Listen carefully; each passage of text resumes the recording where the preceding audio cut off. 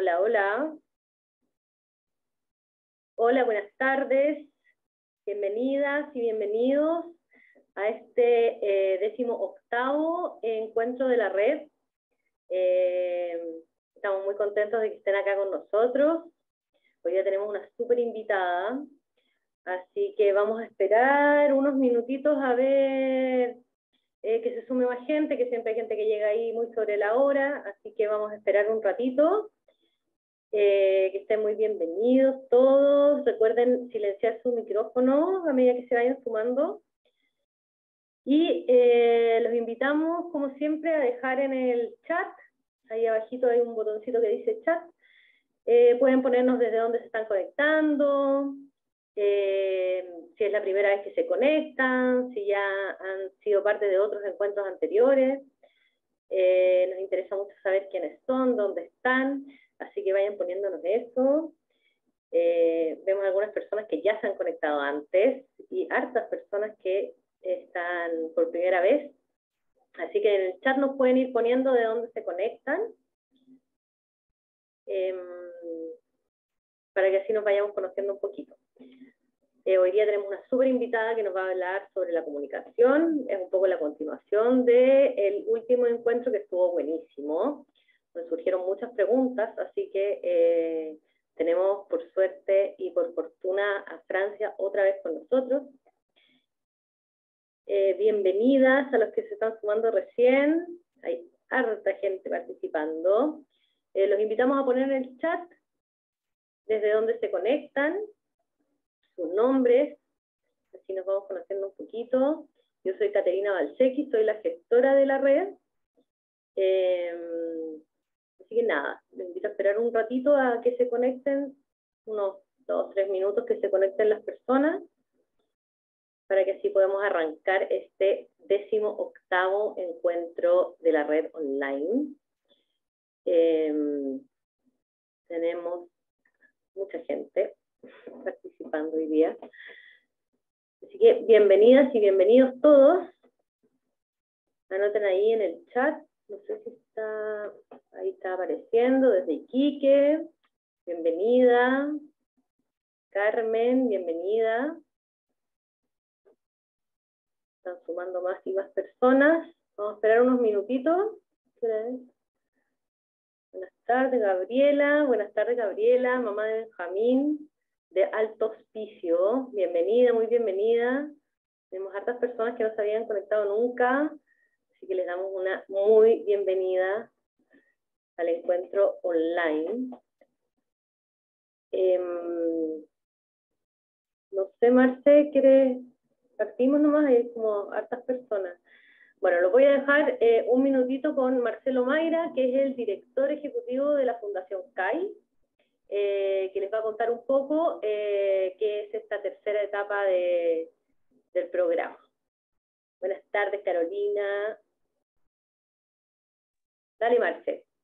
Muchas gracias, Kate querida. Muy bienvenidas y bienvenidos a todas y a todos a esta tercera etapa de la red de cuidadoras y cuidadores de personas autistas y con necesidades especiales relacionadas al neurodesarrollo de Chile y Latinoamérica. Así como decía la Kate, para las personas que se conectan por primera vez, nosotros somos Fundación Educativa Creatividad, Aprendizaje e Innovación. Trabajamos desde Chile hacia el mundo y Latinoamérica, especialmente a las personas hispanohablantes, ¿verdad? Y el proyecto de la red de cuidadoras y cuidadores en este momento está iniciando la tercera etapa de desarrollo. Esto quiere decir que es el tercer año en que llevamos trabajando junto a cuidadoras y cuidadores de todo Chile y de muchos países de Latinoamérica. La red de cuidadoras y cuidadores es un espacio online gratuito dirigido a quienes cuidan, para adquirir conocimientos y compartir experiencias en relación a la neurodiversidad y la inclusión. Esta red de cuidadoras y cuidadores funciona básicamente con 4 líneas de trabajo. Uno es el programa de encuentros online, que es la instancia donde ustedes están hoy presentes, ¿verdad? Los encuentros online son sesiones online realizadas al inicio de cada mes, ¿verdad? Hoy día es 14 de marzo, es casi la mitad de mes, pero no importa. Estas instancias entonces están centradas en el intercambio de información y experiencias, donde invitamos a profesionales expertos a exponer sobre temas de interés, que luego desarrollamos en conversaciones junto a las personas que participan, ¿ya? El programa entonces de encuentro online comienza hoy y los encuentros, perdón, van a ser entonces las primeras semanas de cada mes durante todo el año. La participación a estas actividades es totalmente gratuita. Luego tenemos la segunda línea de acción de la red de cuidadoras y cuidadores, que es el programa de autocuidado. Estas son sesiones también online que se realizan la última semana de cada mes. Estas están compuestas, perdón, de actividades de carácter práctico y dinámico, focalizado en el autoconocimiento. Este programa de autocuidado, el que se realiza a fin de cada mes, ¿verdad?, busca desarrollar aprendizajes en autocuidado para mejorar la calidad de vida y aportar al bienestar de cuidadoras y cuidadores. La tercera línea de trabajo de la red es el Consejo de Cuidadoras de la Red, que está compuesto por 7 mujeres cuidadoras de Chile y Latinoamérica, que tiene como objetivo generar un espacio de gobernanza donde estas mujeres cuidadoras, comparten su experiencia, su conocimiento y también colaboran en la toma de decisiones que nosotros como Fundación CAI realizamos, ¿sí? Y la cuarta línea es nuestro canal YouTube, donde en el fondo es un repositorio de muchísimos recursos didácticos y pedagógicos que están dispuestos de manera gratuita para quienes los visiten, con el objetivo obviamente de fortalecer el aprendizaje en casa. También contamos con entrevistas de profesionales y de expertos de distintas partes del mundo, quienes nos han mandado interesantes mensajes, ¿verdad? También hay piezas musicales, en fin, nosotros les vamos a estar compartiendo ahora en el chat también esa información. Y nada, Kate, vamos acercándonos para presentar a nuestra invitada de lujo. Veo por acá mucha gente conectada, qué felicidad. Evelyn Revelo de Aspaut, de San Miguel de Chile, ahí está la directora de una de las escuelas más importantes de personas autistas, ¿verdad?, de nuestro país. Y así, Carmen Alfaro, de Chiloé, la Javi, Lau Delón, que son parte de la Fundación CAI, ¿verdad? Está Claudia Neira, de Colombia. Bueno, nada, hay mucha emoción, poco tiempo, así que, Kate, te dejo entonces para que presente a nuestra querida invitada. Antes que nada, quiero reiterar la invitación a que dejen en el chat de dónde se están conectando, si quieren dejar su correo para tener más información. Y está la Hanna por ahí. Hanna está, que va a presentar a nuestra invitada. ¿Está por ahí? Mientras aparece, yo quiero saludar a Jimena Gutiérrez también, que la veo por ahí. Invitamos también a activar sus cámaras, ¿ya? Obviamente mientras se sientan cómodos. Estos son espacios muy... les invitamos a sentirse cómodas y cómodos, ¿ya? Porque vamos a escuchar información muy, muy valiosa, pero sobre todo nos interesa verles, ¿sí? ¿Está la Ale por ahí o no? Estaba, pero no está ahora, así que bueno, no importa. Dale tú, Kate. Quiero dejar con ustedes a Francia Castro. Ella es fonoaudióloga, es autista y ha trabajado durante mucho tiempo con personas con autismo. Entonces la quiero dejar a ella, que es mejor que ella, nos va a explicar, nos va a contar y nos va a dar mucha información que es muy valiosa, sobre todo relacionada a la comunicación. Francia, ¿estás por ahí? Ahí está. Sí, hola a todos. Muchas gracias nuevamente a Fundación CAI. Muchas gracias por la invitación, lo valoro mucho. Bueno, en esta oportunidad, yo me acuerdo que hace un tiempo tuve una reunión con Marcelo y él me decía, ¿te has dado una vuelta a la plataforma? Y yo decía, no, pero no es porque yo no pueda o no quiera, sino que, no sé, tenía muchas cosas. Y ahora sí me di una vuelta en la plataforma, visité la página y estaba maravillada por el proyecto porque finalmente yo estaba viendo como el equipo y son artistas, la mayoría son artistas. Y decía, por eso tenían tan buen look, porque por eso el tema de la estética del diseño también, ustedes se manejan en esa temática, pero además porque ustedes se enfocaban en algo bien importante, pero que muchas veces nosotros pasamos por alto los adultos. ¿A qué me refiero? Nosotros muchas veces en este afán de querer cambiar el mundo, nos enfocamos en nuestro mismo rango etario, en otros que son como nosotros, pero en verdad una gran oportunidad de empezar a cambiar el mundo es en aquellos que están recién empezando. Entonces yo veía fotos de donde hacían actividades con niños en escuela y finalmente eso en verdad es a lo que uno debería apuntar a las primeras generaciones para que finalmente esta nueva camada, este nuevo grupo de personas pueda ser, ¿cierto? Puede ir a poquito construyendo un mundo mejor. Y los primeros años son súper importantes, los primeros años son los que quedan. Y cuando un adulto, ese niño todavía está ahí, pero muchas veces está con dolores, está cicatrizado, está golpeado, y ese niño finalmente está muchas veces enjaulado y se traduce en el adulto. Entonces, ¿cómo sería nuestra realidad si ese niño hubiese crecido de una manera distinta?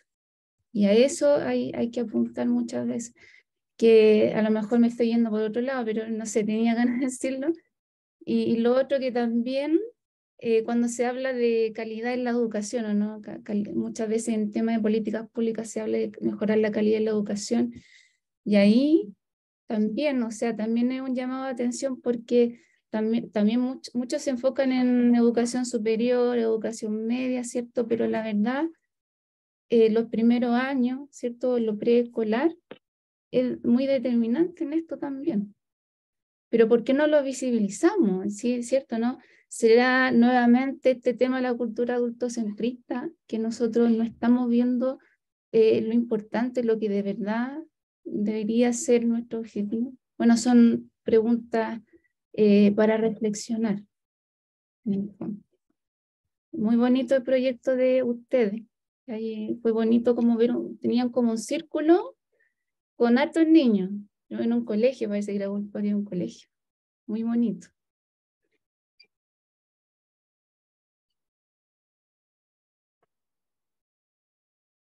¿Sigo hablando?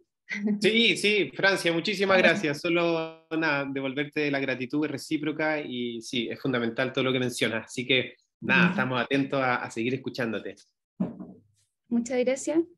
Entonces vamos a proyectar la presentación. Ahí las personas, si nos pueden ayudar con difusión, compártalo con su grupo de WhatsApp, en su muro de Facebook, con quien usted lo desee, y juntos vamos generando un círculo virtuoso donde todos nos beneficiamos. Entonces vamos a proyectar esto. Ya. Entonces, bueno, vamos a empezar la presentación. En una oportunidad anterior estuvimos hablando de abordaje del contexto para la comunicación, por qué es tan importante que los cuidadores cambien sus conductas y por qué eso es tan determinante en el progreso de los hijos, para no nuevamente caer en la infantilización, porque no necesariamente todos los cuidadores tienen hijos que son niños. A lo mejor pueden tener adolescentes jóvenes que están en una situación de dependencia. Entonces, más que nada para tratar de evitar eso. Y en esta oportunidad, más o menos siguiendo la misma línea, vamos a abordar ahora, pero directamente, qué hitos son importantes, pero siempre considerando la importancia de los cuidadores y que estos puedan ir validando y visibilizando a su hijo o a sus cuidados. Cuidado, porque igual pueden ser abuelitos, tíos, una persona X, ¿cierto? Necesito un sonido en un micrófono.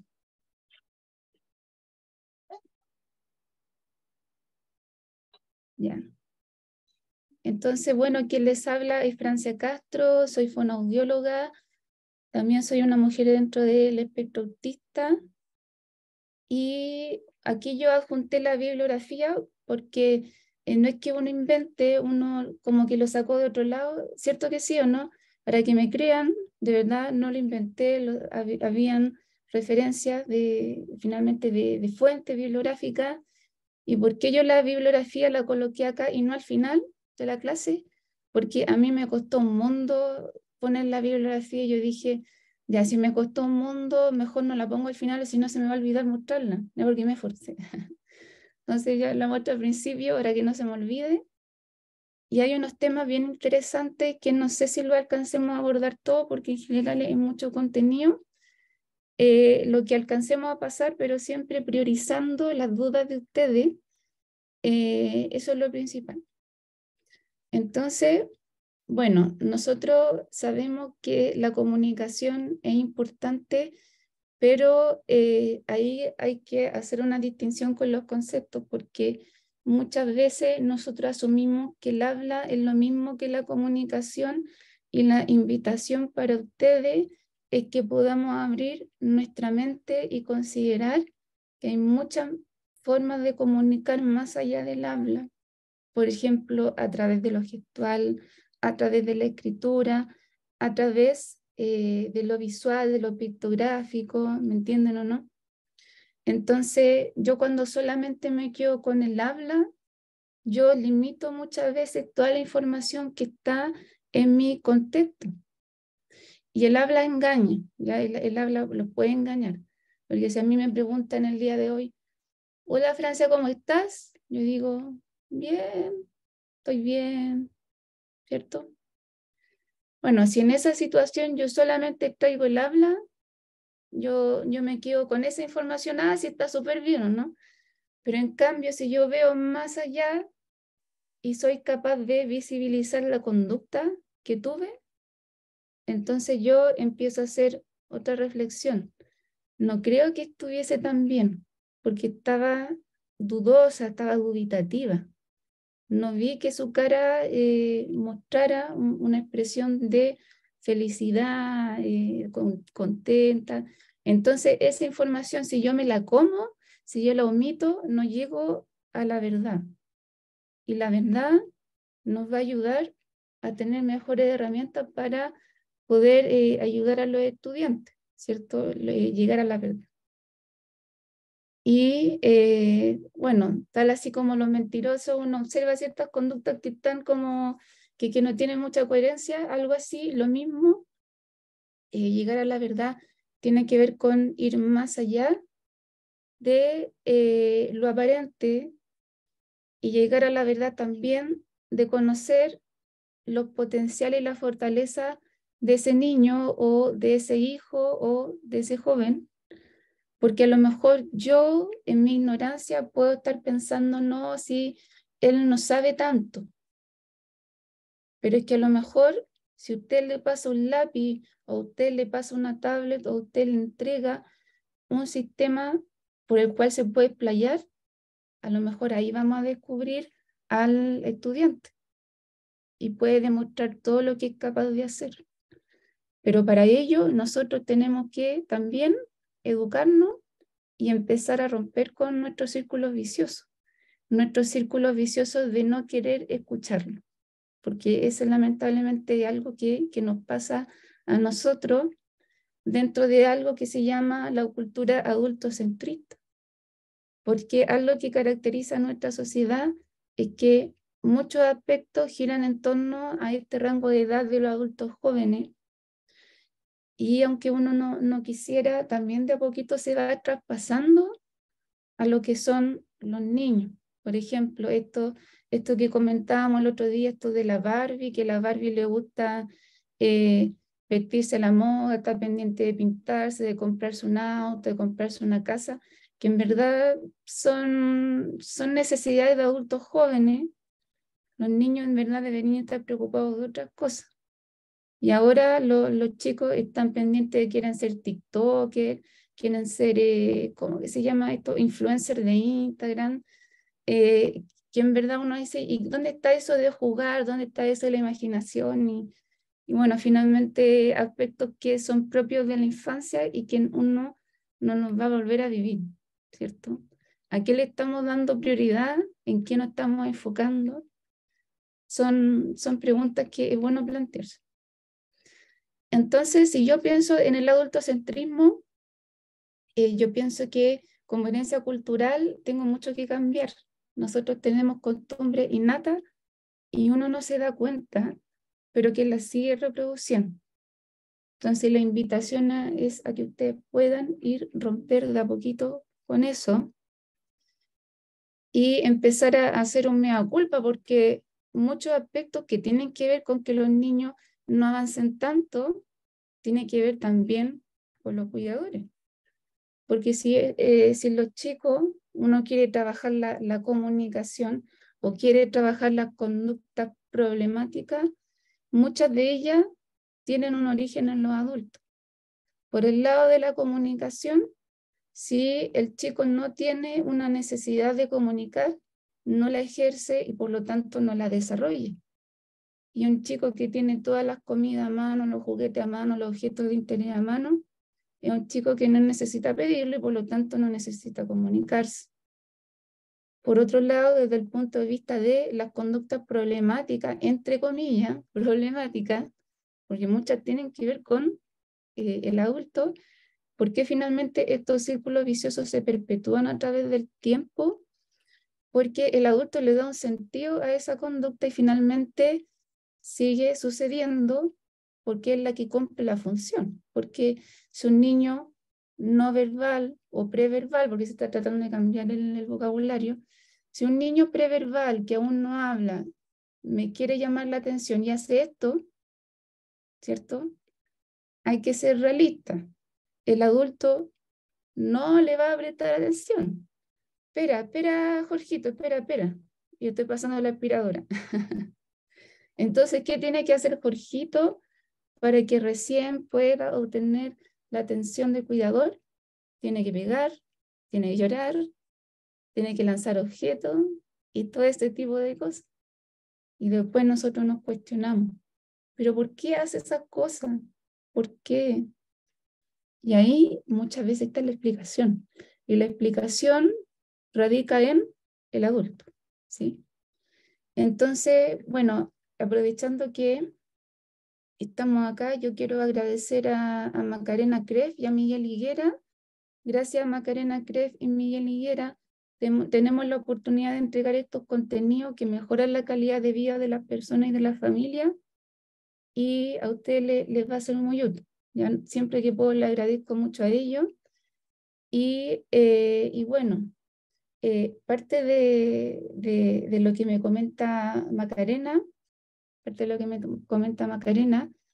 es que los cuidadores, si ellos tienen un rol activo en las terapias, por ejemplo, todo sería muy distinto, porque en países como España o Estados Unidos ya el enfoque de la terapia ha cambiado. Está pensado en capacitar a padres y en que los padres realicen terapia y uno es un coach. No es que uno esté solo con el niño, sino que yo voy capacitando a los padres y en conjunto vamos realizando un aprendizaje. Los dos vamos dándole vía al aprendizaje y el adulto es el que llena, perdón, los cuidadores son los que llenan la rúbrica, llenan la pauta, analizamos los videos, etcétera, etcétera.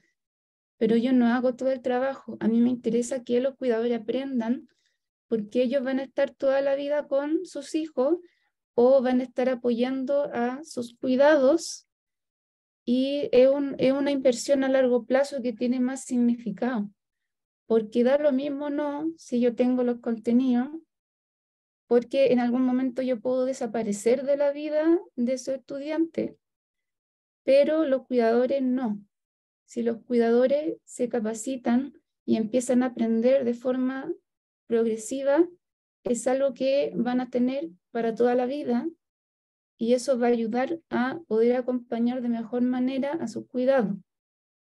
Y no solamente eso, también el avance va a ser más rápido porque van a tener terapeutas todos los días que van a empezar a modificar la rutina para que puedan incentivar el aprendizaje y además el autoestima y el autoconcepto de ellos también va a ir mejorando, porque algo que es bien frecuente en estudiantes que tienen alguna necesidad educativa especial, que los cuidadores tienen una autoestima súper afectada. Y como dice Miguel Higuera, uno no se enfrenta a niños espectro autistas, uno se enfrenta a familias con espectro autista, porque la afectación es contextual, es todo el contexto que se ve afectado, y si los cuidadores tienen altos niveles de ansiedad, altos niveles de estrés, baja autoestima, ¿cierto? Eso claramente va a influir. Aquí vamos bueno, aquí tenemos un gráfico, ¿cierto? Tenemos una línea punteada y tenemos una línea recta, ¿ya? Este gráfico más o menos describe cómo es el desarrollo típico. Por si acaso, desarrollo típico o neurotípico es lo que antiguamente se decía el desarrollo normal. Se supone que se está tratando de cambiar esa palabra para que indirectamente no nos estemos refiriendo a lo anormal, ¿cierto? Porque yo cuando digo normal, indirectamente voy mencionando lo anormal y eso igual suena peyorativo, considerando que hoy en día todos somos distintos y somos igual de válidos. Y bueno, en esta recta, lo que es la línea punteada, me gustaría transmitirle que la línea punteada es el habla y que la línea recta, directa, sin punteo, es la comunicación. Yo quiero tratar de transmitir eso. ¿Por qué? Porque la comunicación siempre tiene que ir en auge. Es muy importante, la comunicación siempre tiene que ir en progreso. ¿Por qué? Porque está en directa relación con lo cognitivo, con la inteligencia, con lo intelectual, ¿sí? Y nosotros a veces nos empecinamos tanto en que los chicos hablen, que se le entienda y bla, bla, bla. Y en eso que insistimos tanto, empezamos a perder tiempo y los chicos se empiezan a retrasar, ¿sí? En su aprendizaje. ¿Por qué lo comento? Porque algo que pasa en espectro autista, bueno, y en otras condiciones, por ejemplo, en la praxia del habla, lo que sucede mucho es que como hay dificultades a nivel de empezar a hablar, los cuidadores se empecinan en que el niño hable, y en eso que dedican tanto tiempo en ese intento infructífero, todos los demás estudiantes avanzan de la misma edad y este chico también podría ir avanzando intelectualmente, pero como no tiene un sistema de comunicación, ¿cómo voy a aprender de otros?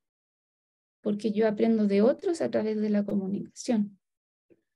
Entonces, usted va a insistir en el habla y al final no vamos a llegar a nada. ¿Usted se ha preguntado alguna vez si este niño tiene los requisitos para el habla? ¿Le han conversado acerca de los requisitos para el habla? Ese es un tema importante. Pues yo no le puedo exigir al estudiante que hable si nunca lo ha hecho. Yo no le puedo exigir al estudiante que repita una palabra si nunca lo ha hecho. Pero sí podremos exigir ciertas habilidades que sí ha hecho y que a lo mejor no están tan consistentes. Si el niño en algún momento ha dicho sonido aislado, como como ya eso yo le podría pedir, porque ya lo ha hecho. A lo mejor lo ha hecho a veces, pero como ya lo ha hecho, ahí sí es más realista pensar que lo podemos trabajar. Pero entre un sonido aislado y una palabra, hay un diámetro de diferencia, ¿no? Entonces yo los invito a ustedes a que veamos más allá del habla. La comunicación tiene que ver con la inteligencia. Y la inteligencia no es cualquier cosa. La inteligencia es aprender y aprender es poder tener una vida donde me pueda desenvolver. Y aquí Macarena, algo que me dice muy importante es lo siguiente. Si nosotros tenemos un estudiante que tiene 4 años y aún no logra un habla funcional, sí o sí tenemos que implementar un sistema de comunicación aumentativo alternativo porque si no, ahí empezamos poco a poco a retrasarnos y a enlentecer los aprendizajes. ¿Y qué es un habla funcional? Un habla funcional es que nosotros imaginemos que el estudiante está en su casa, está en su zona de confort, y nosotros como con esta, yo no sé si ustedes han visto esa manito de Toy Story, que es como una manito que saca a los duendes, que son como unos extraterrestres. Ya bueno, esa manito, tomamos al niño, lo colocamos en la calle y nosotros tenemos que observar si ese niño es capaz de defenderse hablando, ¿cierto? Si ese niño es capaz de defenderse hablando, tiene un habla funcional y eso es muy bueno. Pero ¿qué pasa si yo lo saco de su hogar y lo coloco en la calle, pero no se puede defender? Bueno, en ese caso no es un habla funcional. Ejemplo, los estudiantes que tienen trastorno de lenguaje y hablan como en jerga, como... Y uno dice, ¿pero qué dijo? No lo entiendo. Ya, no tiene un habla funcional aún. O muchas veces cuando hay ciertos síndromes genéticos que si bien el habla puede estar afectada, a lo mejor lo cognitivo no. Bueno, ahí también pueden haber dificultades y necesitan de un intérprete. Entonces, la gente muchas veces no concientiza esto. ¿Por qué? Porque están acostumbrados a interpretar a los niños o a los estudiantes. Están en esa zona de confort de que siempre lo interpretamos, siempre le estamos traduciendo, y en eso de que yo quiero evitarle problemas, al final le damos más problemas, porque para poder desarrollar una habilidad necesito enfrentar el problema. Y si este niño nunca estamos haciendo ejercicio, nunca lo estamos trabajando, entonces un niño que desarrolla poca tolerancia a la frustración, y también no tenemos menos herramientas para enfrentar el mundo. Entonces, esto de que los cuidadores caminen varios pasos adelante del niño, hay que cambiarlo, porque en eso de que yo camino delante de él, yo finalmente lo estoy evadiendo de todas esas habilidades que pueda adquirir. Y esas habilidades que pueda adquirir van a ayudar a que también en algún momento él sea más feliz, porque parte de la seguridad, ¿cierto? La autoafirmación, es poder comprender que yo soy capaz de solucionar mis problemas. Y eso da una satisfacción tremenda. Pero ¿qué pasa si nosotros estamos criando a lo mejor estudiantes que el día de mañana nos van a tolerar que les den a lo mejor un portazo en la cara, ¿cierto? Porque la vida es difícil, ¿no? La vida es difícil, la vida es dura, la gente es fría, muchas veces, no todo. Pero, ¿qué pasa? Los chicos no dicen ni y ya tienen como el iPhone de la última generación, ¿o no? ¿Estamos desarrollando tolerancia en la frustración? No. Y pensar que eso pasa en chicos típicos.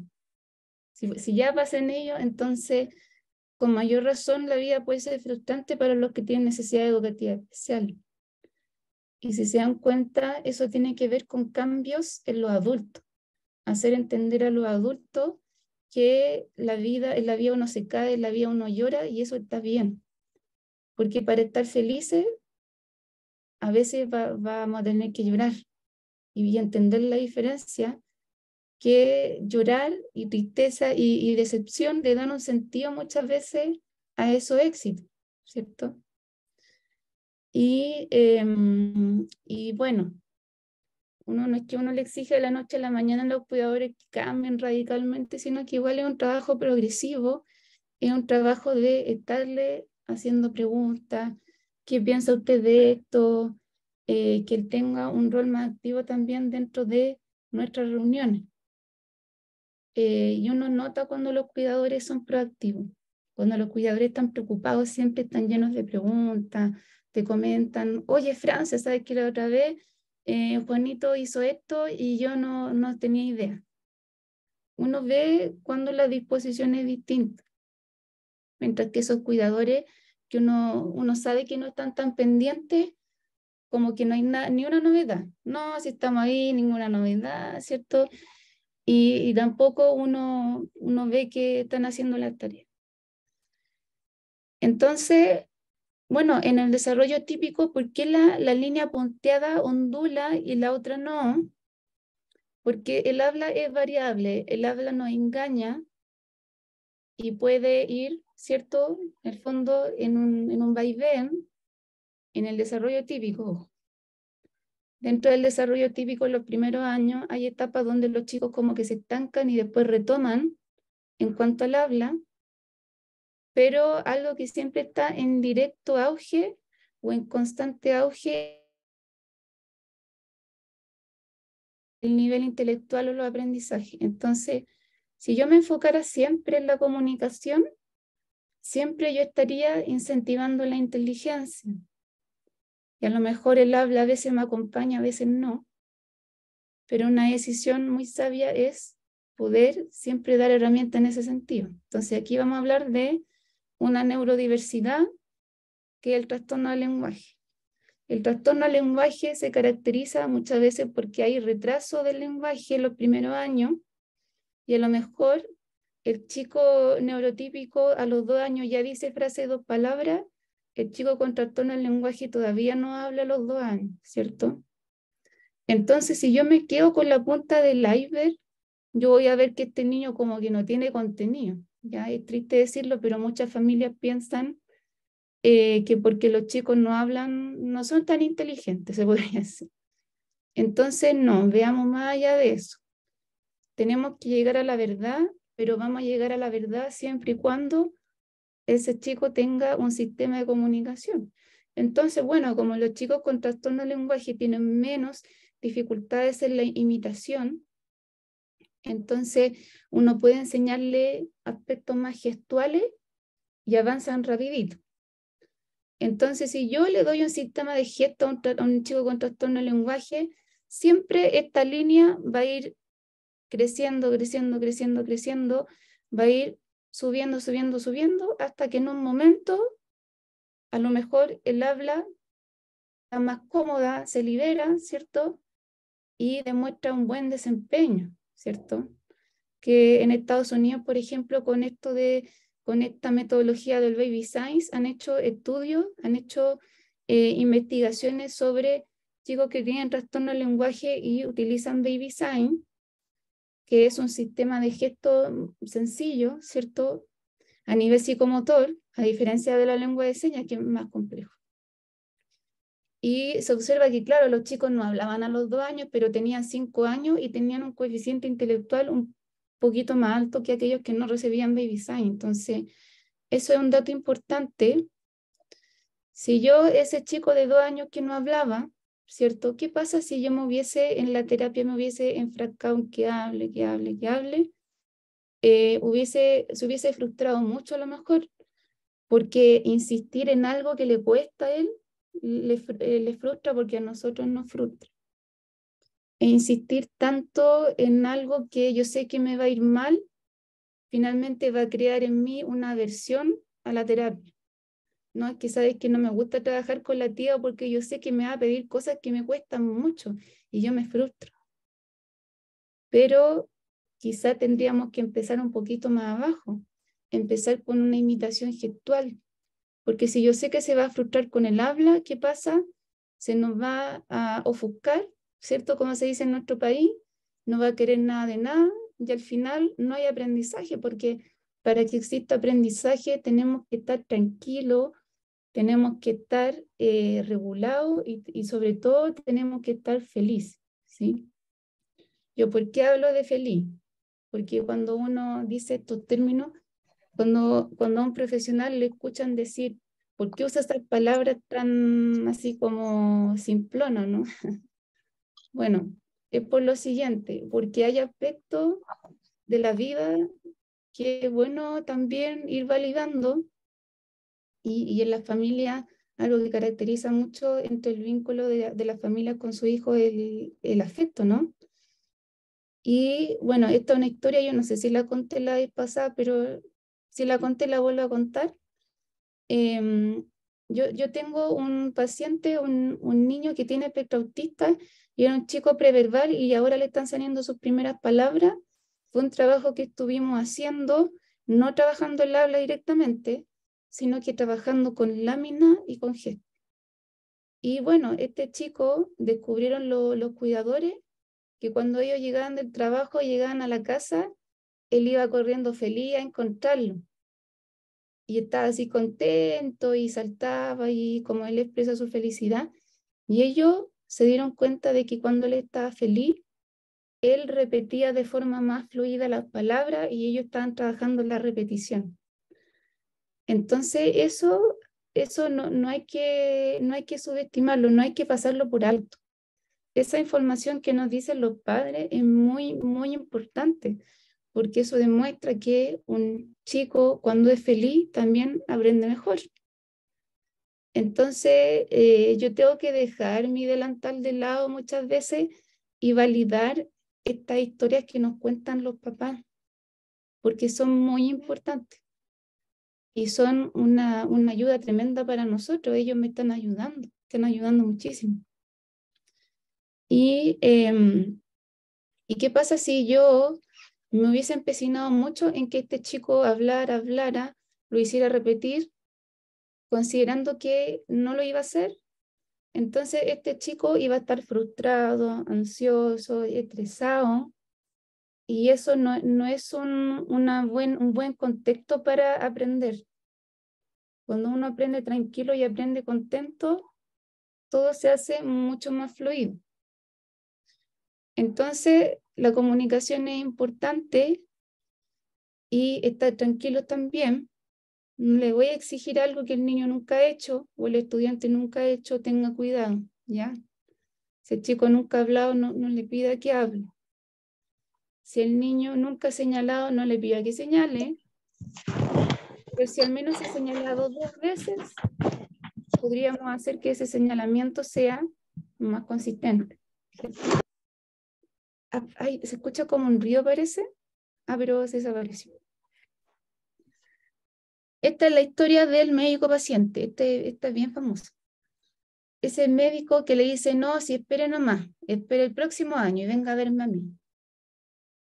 Y lo vemos el próximo año y el estudiante todavía no habla. No, si él ya va a hablar, no se preocupe. Y pasa el tiempo, y resulta que el estudiante tiene 8 años, tenía espectro autista y era preverbal o no hablante. Y perdimos todo ese tiempo en que pudimos haberlo ayudado, pero al final lo perdimos. ¿Y eso por qué? Porque lamentablemente todavía hay una generación de médicos, sea la especialidad que sea, con esta postura de esperar, ¿cierto? Una postura pasiva en que los cuidadores no actúen y que finalmente puede llevarnos a perder mucho progreso, mucho avance. Nosotros en nuestro país no investigamos. ¿A quién le interesa eso? Mejor vender cobre, ¿no? Abajo. Bueno, en Estados Unidos, ¿cierto? En países de habla inglesa se invierte en investigación y ellos están más avanzados que nosotros en muchos aspectos. Y ellos, por ejemplo, sí están pendientes de desarrollar a lo mejor un cuestionario o alguna evaluación que sea predictora de si los estudiantes sí o no van a hablar. Pero ellos están en ese tema, nosotros no, estamos años luz atrás. Si nosotros estamos años luz atrás de predecir si los chicos van a hablar o no, entonces yo no puedo tener, ¿cómo decirlo? No puedo tener la personalidad de decir que va a hablar, si no tenemos instrumentos científicos predictores de esta situación. Entonces, usted está apostando por algo que no es seguro, está dando falsa expectativa y finalmente, ¿qué pasa si el chico tiene 10 años, todavía no habla? ¿Qué explicación le va a dar a la familia? Entonces, no porque el médico le diga que esperen y que no hagan nada, ustedes se queden sin hacer nada. Usted siempre puede hacer algo.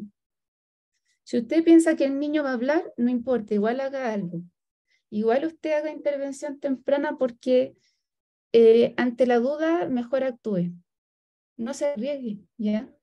Si el niño después habla porque era un hablante tardío y al final no era trastorno de lenguaje, súper bien. Es súper bueno, beneficioso para ustedes y hay que valorarlo, pero ¿y si no? ¿Y si no es así? ¿Se va a arriesgar? Mejor no se arriesgue, que igual esté en terapia. Sea hablante tardío, sea trastorno de lenguaje, sea lo que sea, espectro autista. Ahora, eso sí, es importante que en el espectro autista, si ya desde muy temprano hay signos de conducta que estén sugiriendo eso, yo personalmente les recomiendo que estén con terapeutas que sepan del tema, por favor, que sepan del tema.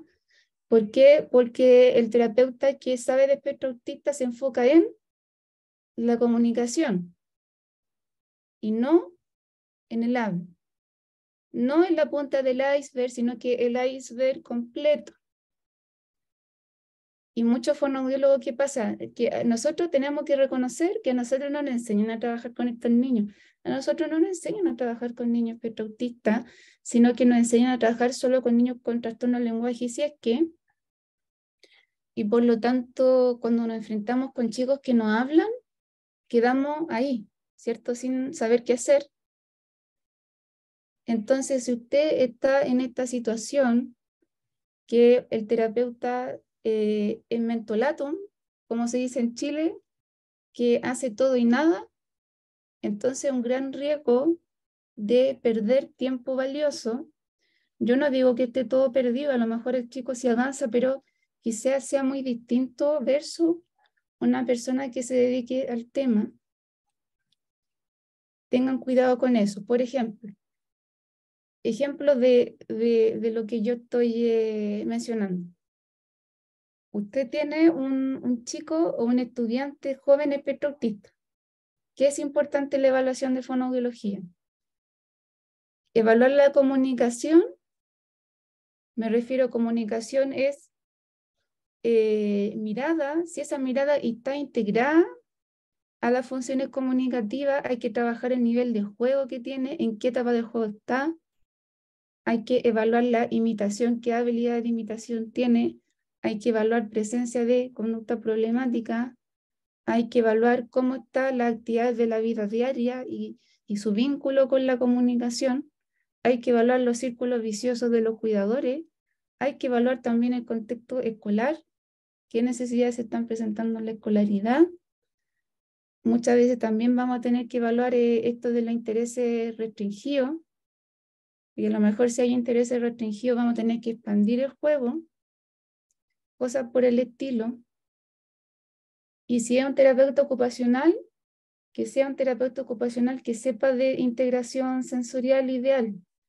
Nosotros en nuestro país hay una corporación que es la Corporación de Integración Sensorial, que ellos tienen un vínculo con la Universidad de California del Norte, si es que mal no recuerdo, y ellos son quienes van dictando los cursos para los niveles, porque es por nivel. ¿Y qué pasa? Que uno ve mucho terapeuta ocupacional que no sabe de integración sensorial y no le hace perfiles sensoriales a los estudiantes.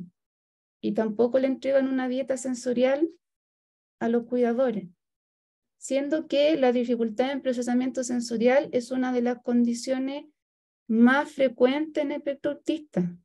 Si es una condición o una comorbilidad de alta frecuencia en esta situación, ¿no sería muy importante evaluarlo y tratar de descartarlo?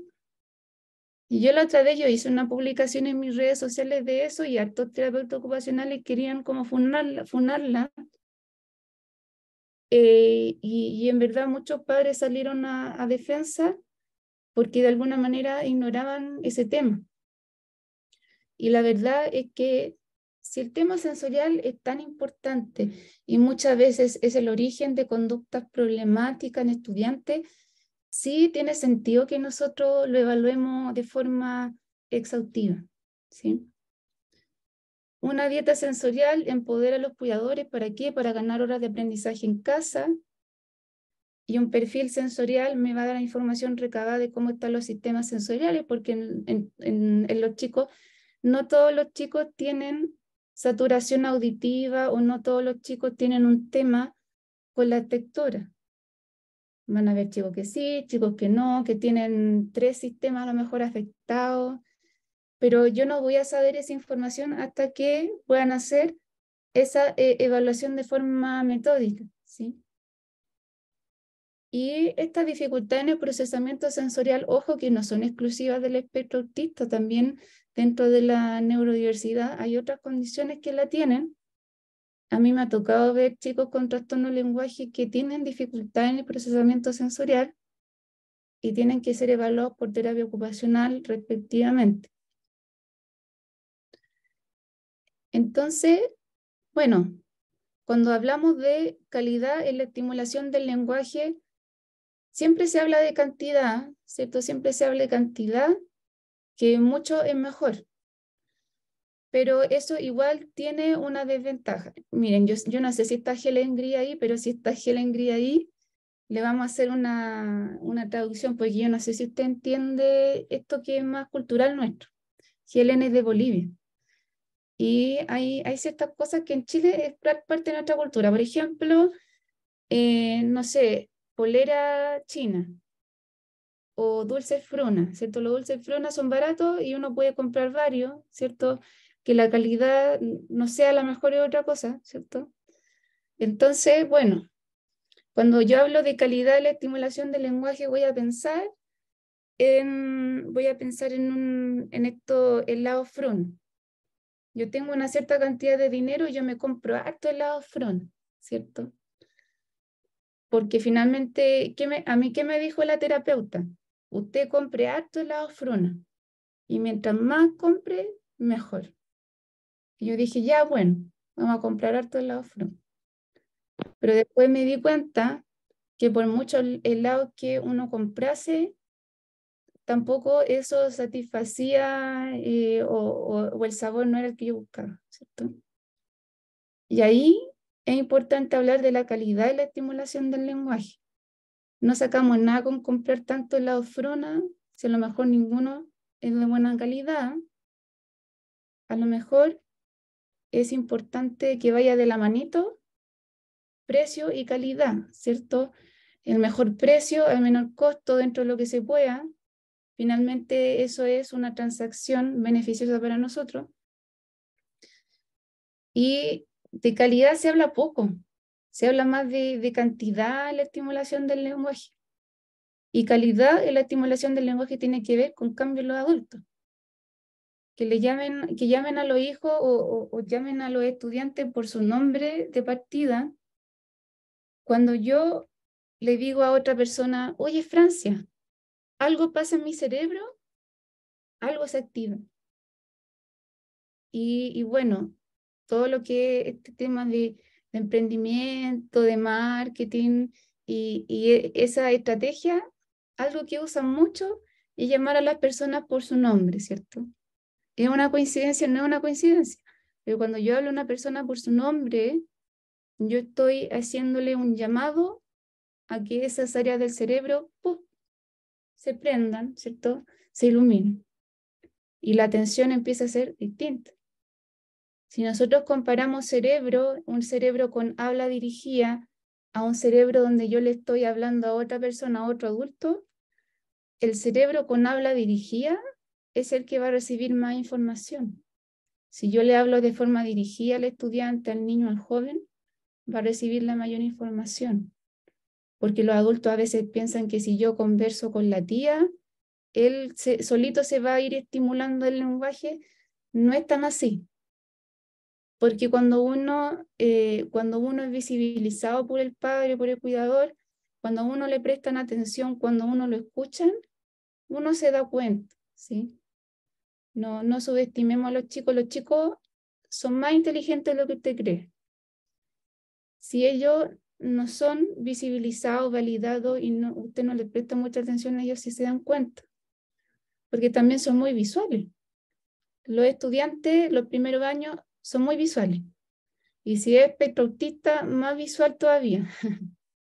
Entonces, lo visual queda, y si usted demuestra que nunca lo mira, usted demuestra que nunca está ahí con él, usted demuestra que, si no demuestra que está a la misma altura de él, y siempre está hablando de arriba abajo, con lo visual, ¿qué me comunica lo visual? Que a lo mejor no me está prestando o no me está dando toda la atención, ¿cierto? Hay que tener cuidado con lo visual, hay que ser consecuentes con lo que uno dice, me refiero a los adultos. Por ejemplo, lo visual comunica más que el habla. Los chicos con espectro autista también lo entienden así. Si yo, a ver, está ahí Pedrito, está jugando en el patio, yo le digo, ya, vamos a almorzar y está todo servido y está la mesa puesta, ¿sí? Pero ahí, Pedrito, ¿qué pasa? Pedrito, el espectro autista, quiere las cosas ahora, ya, ahora, ya. Entonces va corriendo, va corriendo, va corriendo, y él quiere llegar directamente a ese puesto que lo está esperando con el plato servido y el puesto donde él siempre se sienta, porque es la rutina de él. Pero ahí, ¿qué dice la mamá? Primero lávate las manos. Pero ¿qué pasa? Que Pedrito no le presta atención a ella. Y ahí como que le porfía. Bueno, este ejemplo pasa a menudo, no, es que no se lava las manos, quiere llegar y comer. Entonces, ahí viene la reflexión. ¿Qué es lo que yo estoy comunicando con el habla y qué estoy yo comunicando con lo visual? Si yo visualmente veo que en la mesa está la silla lista de Pedrito, está el plato listo de Pedrito, el vaso, el jugo, está todo listo para Pedrito, y más encima la silla está hacia atrás, ¿qué es lo que piensa Pedrito? Es hora de comer, es hora de sentarse. Entonces, lo primero que él va a visualizar es eso, no va a pensar en que tenemos que lavarnos las manos y etcétera. Entonces, ese cambio tiene que ver con los adultos, porque yo estoy diciendo, primero lávate las manos, pero estoy siendo consecuente con lo que visualmente estoy comunicando, porque visualmente yo estoy diciendo, ven a sentarte a la mesa. Lo mismo pasa, por ejemplo, cuando los terapeutas están con los juguetes, que no tomen los juguetes.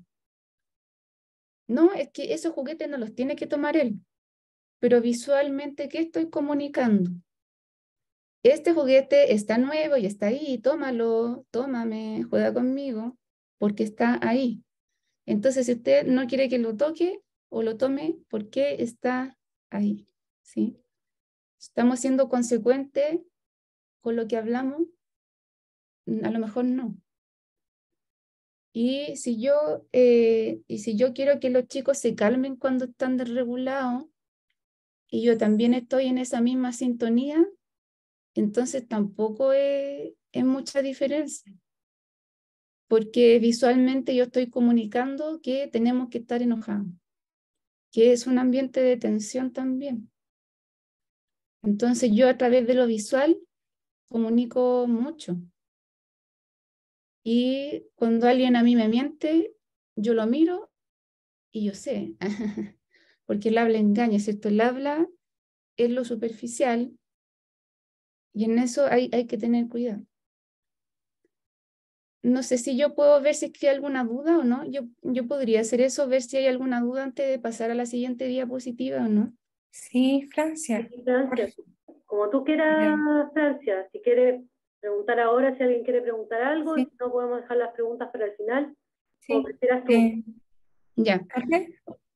Vamos a dar... ¿Ah? Sí, soy la Ale. Ya. Pensaba Hola. que sí, que avancemos a la otra diapositiva, pero que ojalá dejemos igual en los próximos, no sé, no más allá de 5 minutos, algo más la próxima para poder entrar en el diálogo con las preguntas. ¿Podría ser?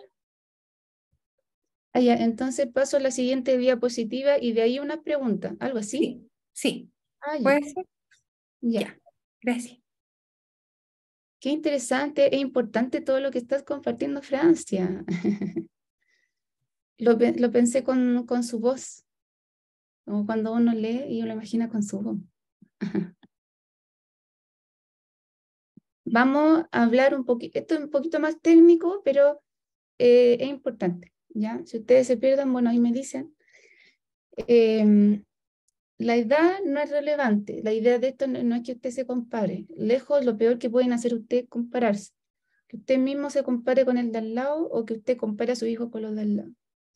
¿Por qué? Porque yo casi toda la vida me he comparado con los demás, entonces uno sufre harto cuando se compara con los demás y ahí uno piensa, porque uno llega a conclusiones después, porque el sufrimiento, uno aprende muchas veces el sufrimiento.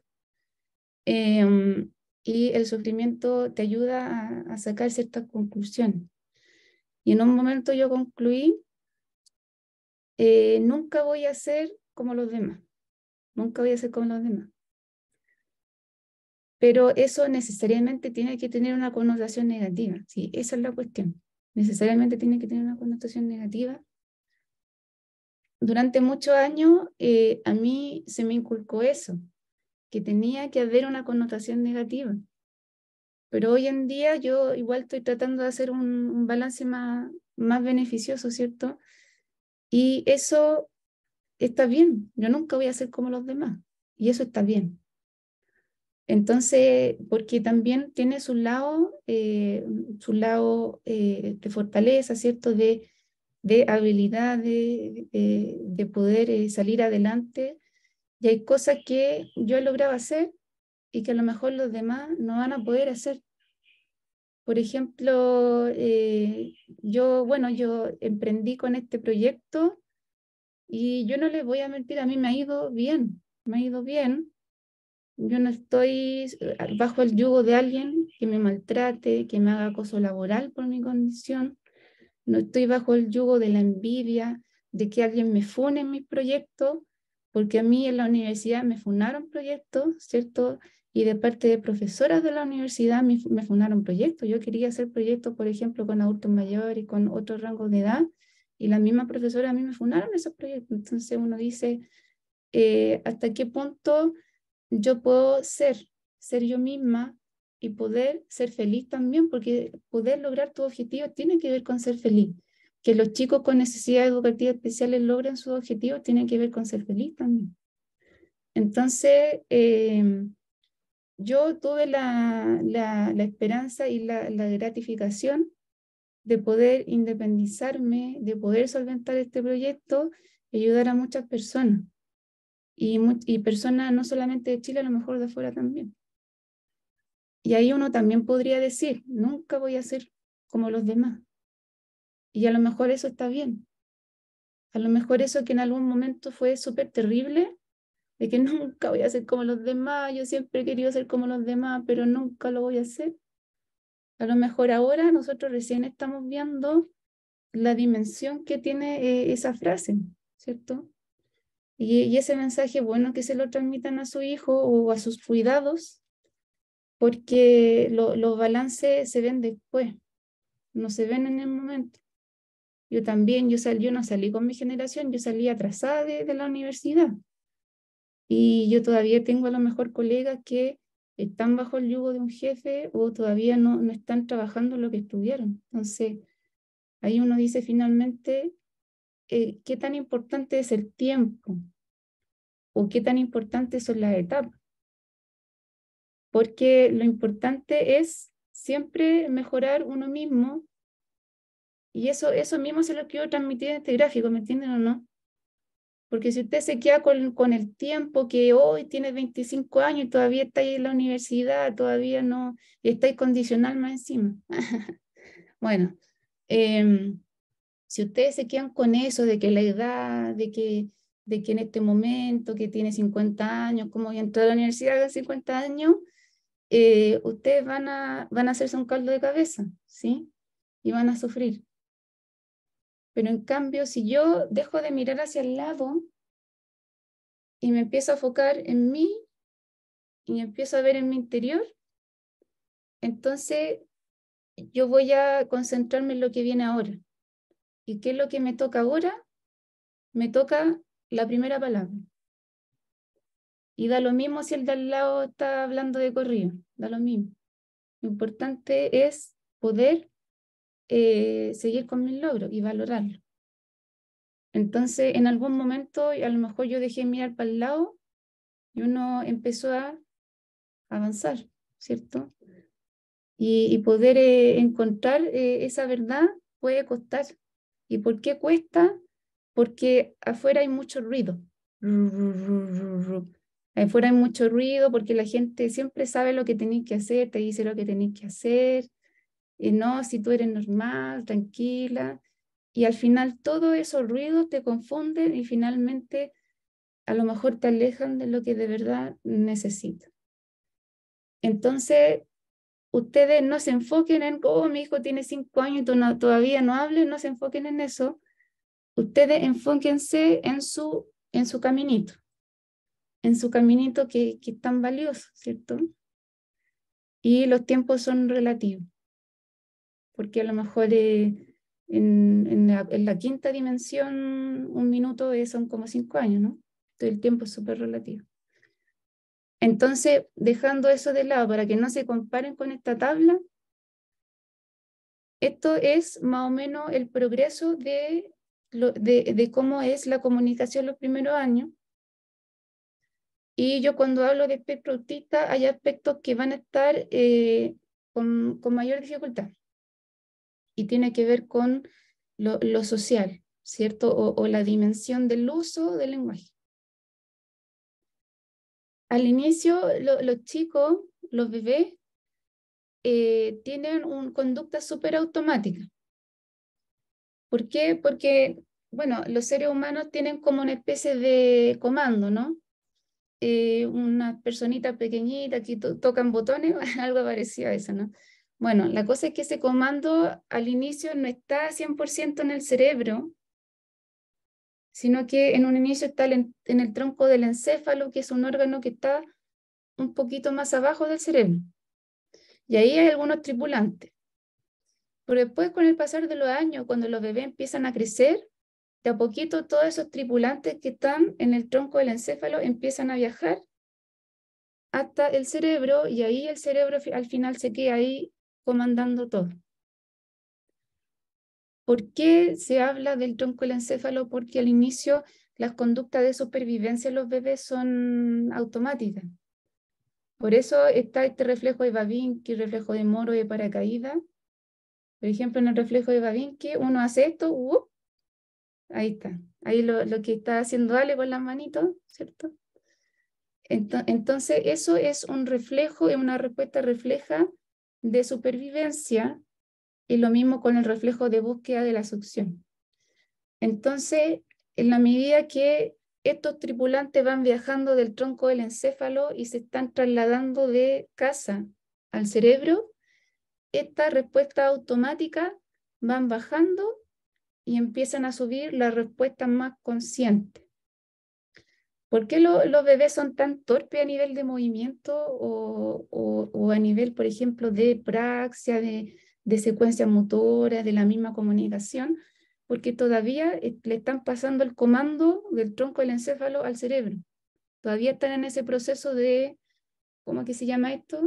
Cambio de corona, no sé, algo así. Bueno, cuando están ahí trasladando, ¿cierto?, las cosas a su caja, y en la medida que nosotros también vamos desarrollando estas zonas más corticales del cerebro, también nuestros movimientos son más precisos y más controlados. Y lo mismo, lo que yo voy comunicando empieza a ser más controlado, más intencionado. Entonces, al inicio, el llanto es el reflejo, es lo automático. Pero a la medida que después el llanto va bajando, empieza a ir subiendo el arrullo, ¿cierto? Hasta que en algún momento es poco llanto y es más arrullo. Y después empiezan a aparecer las vocalizaciones, el balbuceo reduplicado, que a los 6 meses es ma, ma, ma, pa, pa, pa, pa, pa. Y después eso de los 8 meses, 9 meses, el balbuceo no reduplicado. Y es cuando los chicos dicen mamá, pa, ta, ta, ma, pu, pu, me. Hay cierta como variación. Y después viene la jerga, que es cuando los chicos hablan como Minion, me he dado cuenta que hablan como gira, como... Me dice, oye, ¿qué está diciendo? Como que está chamullando, ¿no? Como que chamulla, pero yo sé que lo que dice en su idioma tiene sentido. Tenemos la esperanza, ¿no? Y eso también puede ser como 10 años, perdón, 10 meses, no tanto. 10 meses, 9 meses, ahí va a variar. Pero si ustedes se dan cuenta, los tiempos son relativos, pero el curso siempre es el mismo. Yo no puedo balbucear si no he vocalizado. Yo no puedo decir la primera palabra si nunca tampoco he balbuceado. ¿Entienden o no? Entonces, muchos cuidadores quieren que los chicos hablen y ni siquiera han vocalizado. Están muditos todo el día. Y eso es un requisito previo, ¿no? Es una base. Después de la jerga viene lo que son las formas fonéticamente consistentes. Suena como complicada la palabra. Bueno, esa palabra es de Robert Owens. Robert Owen es un investigador de este tema del lenguaje y es parte de la bibliografía de esta clase. Y bueno, cuando él habla de estas formas, se refiere a esas palabras que todavía no son palabras, como que le falta una patita más y ahí es palabra, ¿ya? Como que le faltan la alita. Por ejemplo, si yo soy un estudiante y cada vez que aparece un gato, yo digo ma. Aparece un gato varias veces en el día y después empieza a ser consistente ese ma. Ma. Y siempre que aparece el gato de nuevo, yo digo ma. Eso es una forma fonéticamente consistente o una pseudopalabra o protopalabra. ¿Por qué? Porque ya hay algunas características de palabra. ¿Cuál es la característica principal de una palabra? Es que tenga un sentido y tenga relación con el contexto. Y este niño dice ma cada vez que aparece el gato. Claro, a lo mejor no dice miau. Cuando diga miau, ahí va a ser más cercano a una palabra, pero por lo menos ahora está haciendo una sílaba que ya tiene una consistencia con su entorno natural. Y después de eso empiezan a aparecer las primeras palabras. Y esto de que al año de edad se espera que digan su primera palabra, la invitación es que ustedes se enfoquen en el progreso, lo que viene después. No se enfoquen en la edad. ¿Ya? La idea es que no se frustren. Uno que se frustró tanto, no quiero que sufran. Sufrir es necesario, sí, pero tampoco tanto. Tampoco tanto. No es para vivir en una tempestad. Y eso respecto a la forma del lenguaje y de la comunicación. La forma es lo externo, tiene que ver con las emisiones orales muchas veces. Pero también va a suceder que las emisiones orales no van a estar. Que a lo mejor los chicos no van a vocalizar todavía, no van a balbucear todavía. Y en ese sentido vamos a tener que buscar otra forma. A lo mejor algo gestual, a lo mejor uso de lámina. Y para eso yo tengo que pensar cómo están las habilidades de imitación. Porque pensemos, un chico que le cuesta imitar los gestos, yo no le voy a enseñar gestos. ¿Para qué? ¿Para frustrarlo? No. Si yo sé que le cuestan mucho los gestos, yo empezaría antes con otra cosa, a lo mejor con uso de lámina. Porque el uso de una lámina no te exige que imites los gestos. Solamente tienes que entregar la lámina. Pero eso apoyado de una ayuda sombra o una instigación física para ir aprendiendo esa secuencia de movimientos. Porque algo que pasa mucho en el espectro autista es que los chicos no saben o no saben imitar o les cuesta mucho. Entonces, si yo sé que al estudiante le cuesta imitar, yo no voy a estar tentando al diablo y estarle diciendo, mira, haz esto, es muy fácil. No, si para él no es fácil, para usted sí. Entonces usted no va a insistir en eso. Si a él le cuesta imitar, entonces ya usamos ayuda sombra, nos ganamos detrás de ese niño y empezamos a modelar esos movimientos con las manos. Entonces, ya, descubrí que le cuesta los gestos, no se preocupe, vamos a empezar con lámina. a lo mejor usando un sistema tipo PEX, un sistema de intercambio de imágenes, pero en paralelo igual vamos a ir trabajando la imitación, porque la idea de los primeros años es que trabajemos igual. No porque al niño le cueste, ay, qué pena le costó, dejémoslo así, no. No, porque si no, ¿para qué hacemos terapia, no? La idea de la terapia es que uno avance. Yo he tenido pacientes que, bueno, yo tenía un paciente con espectro autista que además tenía apraxia del habla, y al inicio empezamos con tarjeta, pero en paralelo fuimos trabajando la imitación. Así que llegó un momento en que la imitación de los gestos empezó a ser más fluido, y yo dije, ya, este es el momento para empezar a usar los gestos, porque hemos avanzado en esta imitación. Así que empezamos a involucrarnos con los gestos y nos fue bien. Entonces el uso de las láminas no es para siempre, es una ayuda momentánea. ¿Para qué? Para que este chico siga aprendiendo, no se frustre y sigamos avanzando en nuestra inteligencia, se podría decir. Entonces, eso puede pasar, que si no está la vocalización, no está la jerga, entonces busquemos otra forma. ¿Qué pasa con esto que siempre está afectado en espectro autista y bueno, X frágil también, porque X frágil también está asociado con espectro autista, lo que es el síndrome de Williams? Síndrome de Williams son unos chicos que muchas veces no desarrollan lenguaje oral. Yo conocí un caso de una chica que sí lo desarrolló. No sé qué tan tendencia sea eso, pero sí hay casos en que no desarrollan el lenguaje oral. Y bueno, si yo pienso en chicos así, ¿qué pasará con las conversaciones primitivas que tienen los bebés? ¿Qué pasará con la atención conjunta? ¿Qué pasará, por ejemplo, con el señalamiento? ¿Cierto? Porque algo que cuesta mucho en el espectro autista es señalar. Cuesta.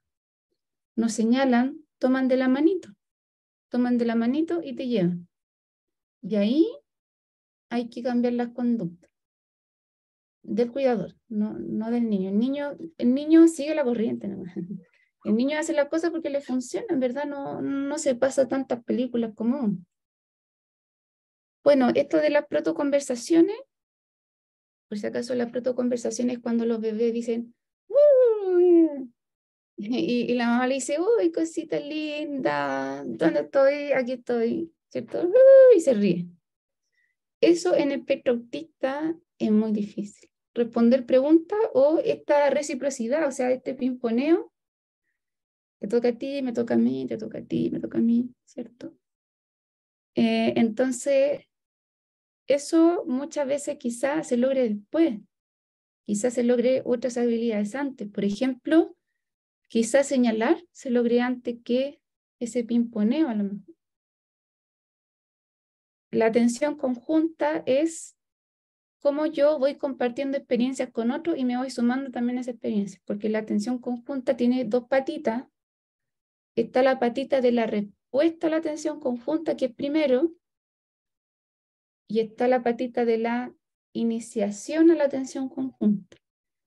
Primero es respuesta, ¿sí? Porque igual que el lenguaje, primero el lenguaje comprensivo, después el lenguaje expresivo. Usted no le pregunte el nombre de la manzana si él no sabe lo que es una manzana, si nunca la ha visto.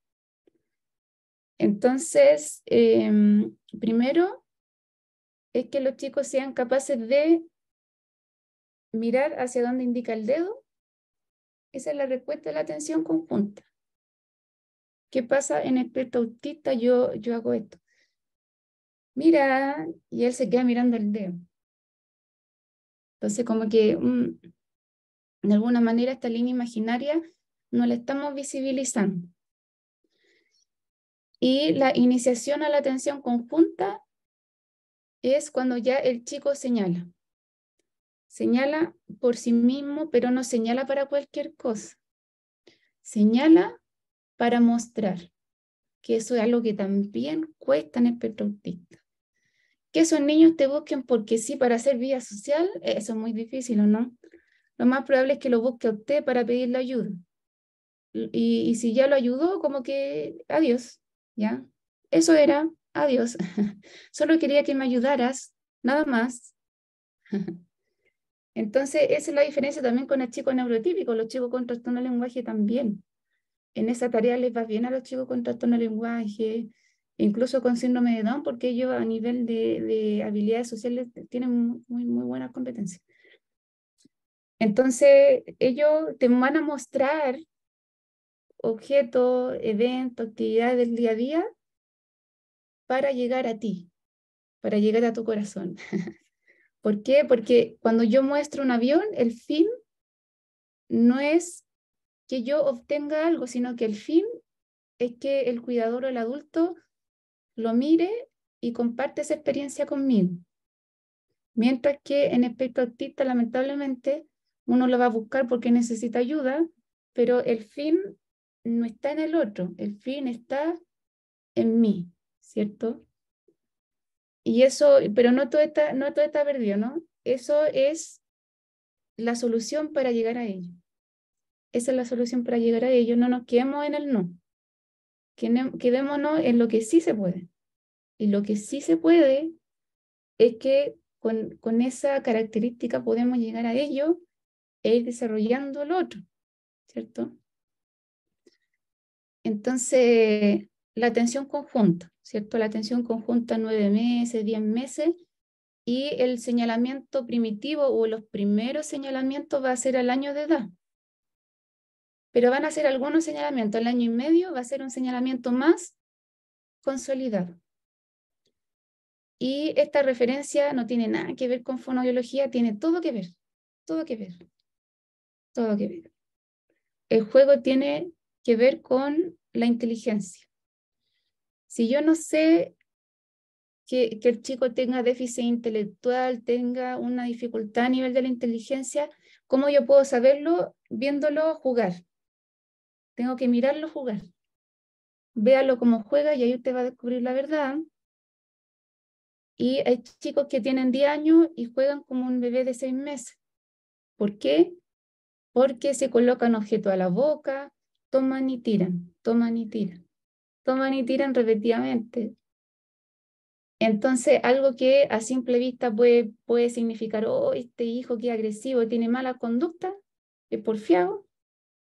A lo mejor va por el lado de que tiene un juego más atrasado y todavía necesitamos avanzar en el juego, por eso él toma y tira, toma y tira. Entonces, esa connotación negativa la generan los adultos en realidad. ¿Ya? Nosotros le damos ciertas interpretaciones a algo que a lo mejor es otra cosa, ¿cierto? ¿Y eso por qué? Porque los adultificamos a ellos, lo estamos adultificando. No, si este niño es manipulador. Bueno, yo no sé si eso lo hablé en la reunión pasada, pero yo la verdad es que como no soy psicóloga, yo no me manejo en este tema de la manipulación o la denostación, la etiqueta que tenga, pero de algo sí estoy segura, es que es difícil que los chicos espectro autistas manipulen. Yo eso sí, son muy concretos. De alguna manera, cuando yo manipulo, yo soy capaz de tener habilidades de mentalización y de poder predecir estados mentales en otro. O sea que una persona que es manipuladora, igual a una persona que sabe cómo piensa el otro igual. Y a la persona autista le cuesta saber cómo piensa el otro. O si no, no haría el ridículo, ¿cierto? Pasa haciendo el ridículo porque le cuesta saber cómo piensa el otro. Entonces, que una persona, un chico sea autista y sea manipulador es contradictorio. Lo más probable es que ese chico se tire al suelo, pegue y llore porque es lo que le ha funcionado, le funciona. Y no se pasa mayores rollos. Ya, mi mamá cuando yo pegué me dio el pan, ya voy a pegar, voy a seguir pegando. Y nada más.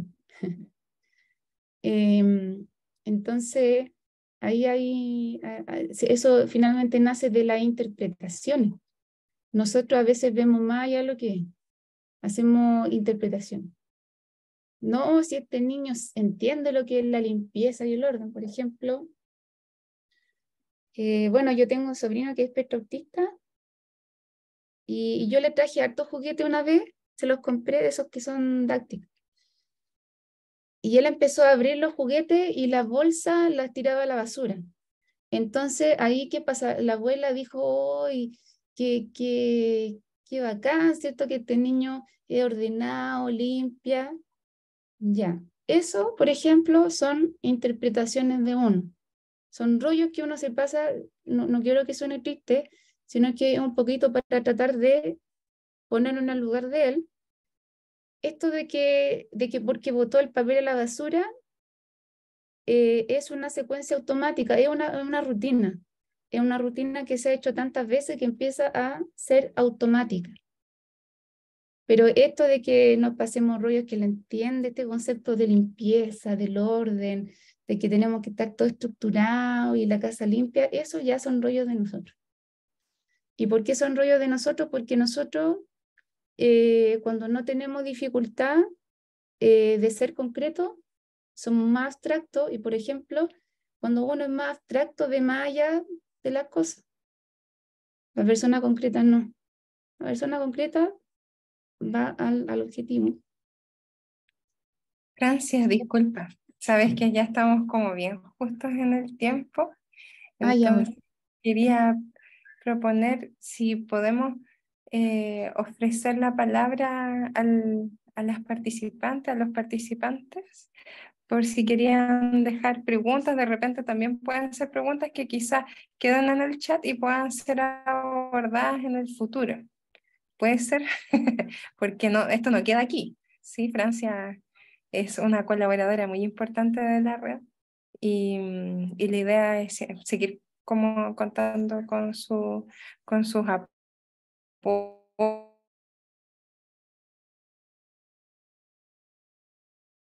Ahí está media paralizada la Ale, se cayó.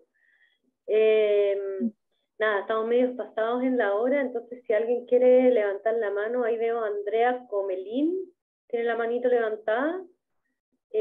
Vamos a hacer un par de preguntas y como decía la Ale, esto no queda acá. Francia ya es segunda vez que está con nosotros y probablemente en el futuro va a estar nuevamente porque la información que nos trae y como la manera en que tú te expresas, Francia, es demasiado interesante, nos tiene a todos súper cautivos y por lo que dice la gente ahí, las personas que comentan en el chat, ha sido como súper reveladora y como bien clara tu información. Entonces, primero que nada, agradecerte. Vamos a hacer un par de preguntitas solamente y para ir cerrando porque ha pasado, ya estamos súper pasados en la hora y necesitamos, la gente ya como que se empieza a despedir, como que se va saliendo y se pierde como el cierre. ¿Ya? Así que vamos con Andrea Comelín primero. Sí, hola, buenas tardes. Primero felicitar a Franci, porque la verdad es que muy clarificadora todo. Y quería hacer una pregunta, porque mira, los cuidadores directos de los niños generalmente empiezan a entender esto y a manejarlo. Pero cómo esto, digamos, lo podemos también traspasar de una manera simple a las personas que rodean a los cuidadores directos, como por ejemplo la familia extensa, el colegio y otras instancias, los vecinos, porque muchas veces si es difícil para entender el cuidador, imagínate el resto. La verdad es que yo trabajo con familias y es uno de los temas muy difíciles. Entonces, eh, es muy complejo poder, digamos, ver esto y cómo hacerlo en un lenguaje más fácil o qué se te ocurre a ti al respecto, no sé. Esa es la pregunta y felicitaciones de nuevo. Muchas gracias, estimada. Bueno, a lo mejor la respuesta es larga porque uno podría entrar en detalle, pero si tuviese que hacerlo a la brevedad, es muy importante que como cuidador uno se empodere porque a veces la gente, porque hay que reconocer que la gente también igual es visual, porque es muy distinto hacer esto, hacer esto, ya como, oye, ella está segura de lo que dice. No sé lo que dice, pero está segura de lo que dice, ¿no? Bueno, eso, el cuidador si lo transmite, es distinto, ¿no?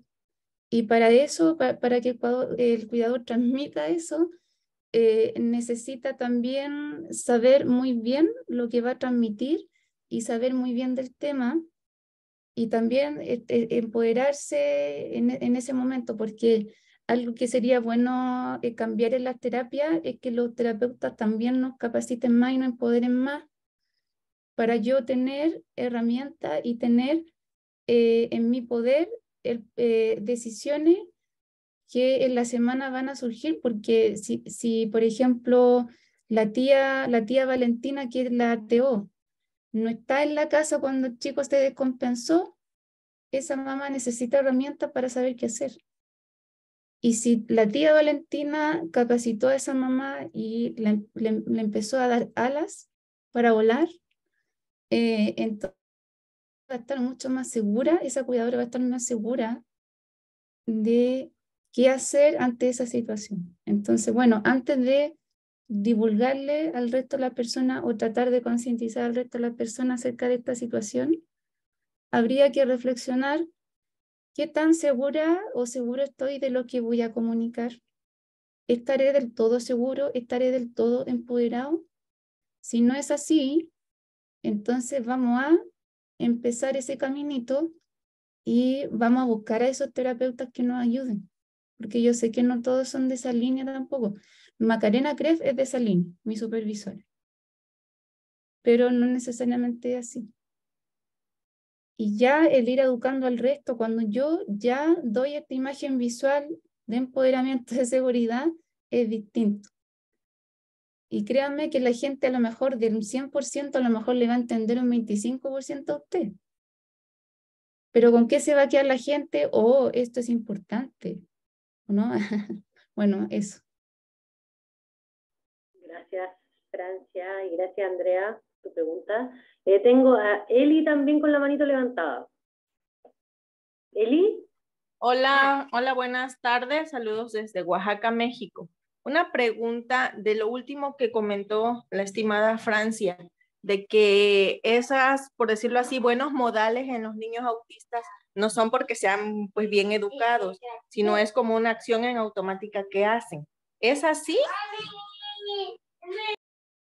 Sí, a no ser, porque estamos hablando de los primeros años, en ese caso, porque mi sobrino tenía 4 años cuando hizo eso, a lo que voy es que hay algo que es algo bien frecuente en el espectro autista, que son las dificultades en la teoría de la mente. La dificultad en la teoría de la mente es la dificultad en ponerse muchas veces, mentalizar a otro. Ponerse en el lugar de otro cuesta un poquito más. No es que uno no sufra, sino que cuesta dar esa retroalimentación y también más o menos darse cuenta, oh, no le servía agua a él. Oh, por ejemplo, a mí me pasa que, no sé, pues yo tengo sed, están todos almorzando, yo tengo sed y yo me sirvo bebida o jugo.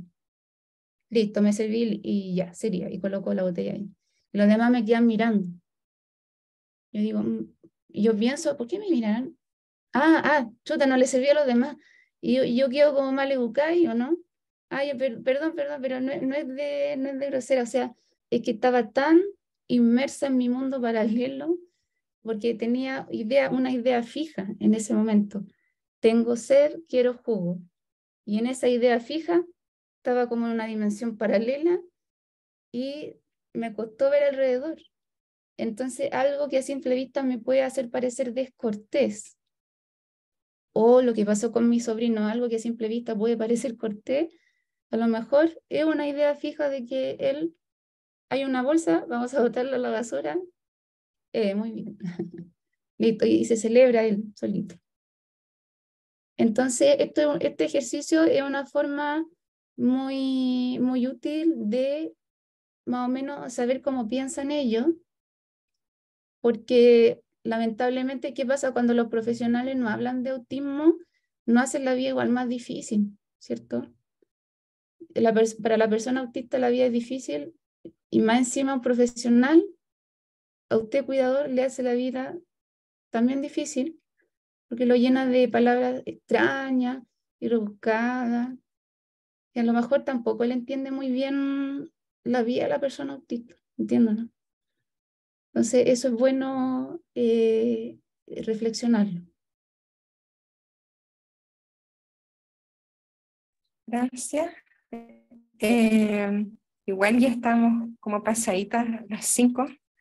Entonces, yo creo que la invitación también es a que nos escriban sus preguntas al correo institucional, que sigan comunicándose con nosotros también respecto a este tema de comunicación, de habla, del lenguaje, para que después sigamos desarrollándolo, porque es un tema, o sea, hoy queda más claro que nunca, incluso que la vez anterior, que hay mucho por aprender, hay mucho por conocer esta otra mirada de la comunicación, de estos hitos, del habla funcional.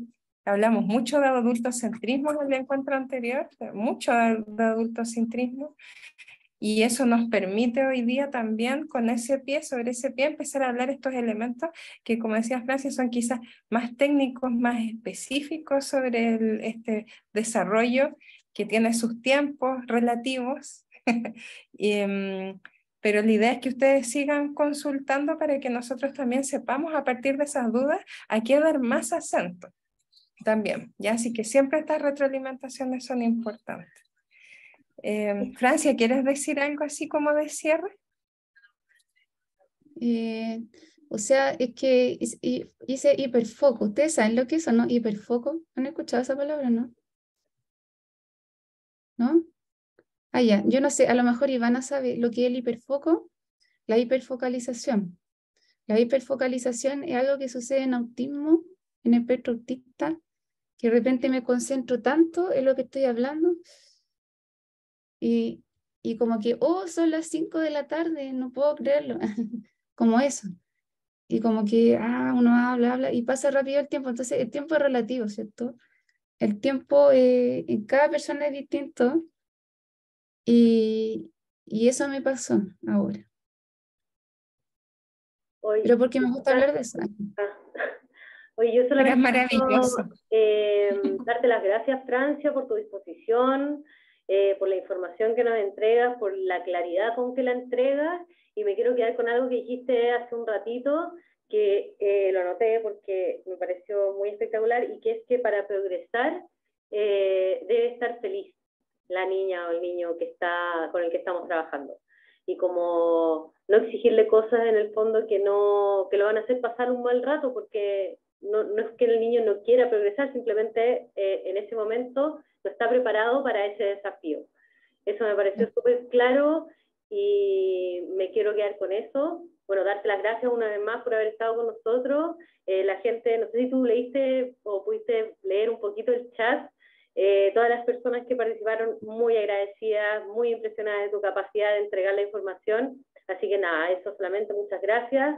No sé si quieres decir algo más, hola Ale, como para cerrar. Sí, que para cerrar, Francia, ¿podrías sacar la presentación para vernos las caritas y despedirnos? Eso,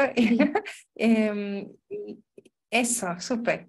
Y también invitarles, porque algo que tiene mucho sentido para el trabajo de la red es esa importancia que hablaba Francia de las cuidadoras, de los cuidadores, de cómo es la familia completa que vive el espectro y que lo vive intensamente día a día.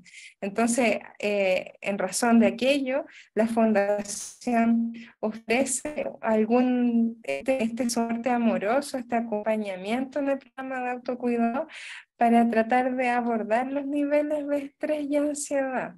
Y de alguna manera también, desde el punto de vista emocional, las frustraciones que nos ocurren en el día a día en nuestro programa de autocuidado. Entonces, si pudieran participar quienes están acá en la sesión que es el 30 de septiembre, son todas y todos muy bienvenidas y bienvenidos. Eso.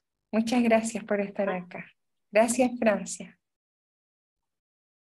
Chao, que estés bien. Chao. Chao.